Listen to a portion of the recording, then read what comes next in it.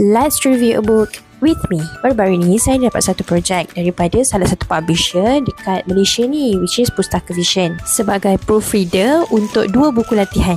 Buku latihan prinsip akaun SPM dan juga buku latihan prinsip akaun tingkatan 4.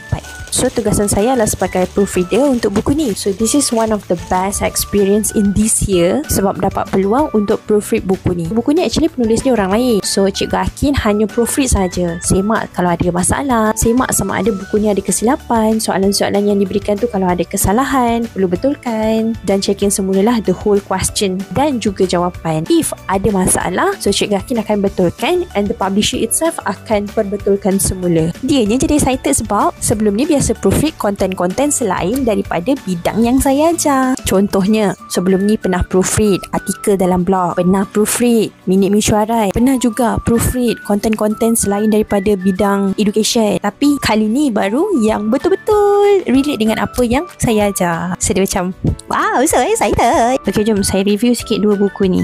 Dua-dua ni buku latihan kertas model pra SPM untuk tingkatan 4. Dalam ni konten tingkatan 4 sahajalah. So buku ni dia ada 4 set kertas model. Kertas 1, kertas 2 macam biasa, dan ada jawapan juga. And the best part, untuk soalan-soalan dalam ni dia boleh cabut. So you all boleh lah try test buat soalan ni and ikut masa yang ditetapkan. So dia ada kertas model pra SPM untuk tingkatan 4 dan kertas model SPM edisi baru. So siapa-siapa yang berminat, korang boleh tekan beg oren atau beg kuning.